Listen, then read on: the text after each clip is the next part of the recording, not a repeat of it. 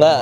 dito sa Cagayan Museum, maliban sa of course yung mandate natin na i-preserve at i-promote yung nakaraan, ay hindi din natin nakakaligtaan yung contemporary creative industries natin. So, ang paghimok natin ay yung sa mga kabataan, mabigyan sila ng espasyo na ipamalas yung kanilang talento dito sa ating panlalawigang museo sa papagitan ng pag-host ng kanilang mga exhibition, mga technical assistance sa kanila upang mas mapagaling pa nila yung kanilang sining at sa pagtulong sa kanila sa pagmamarket at pag-promote ng kanilang mga likha.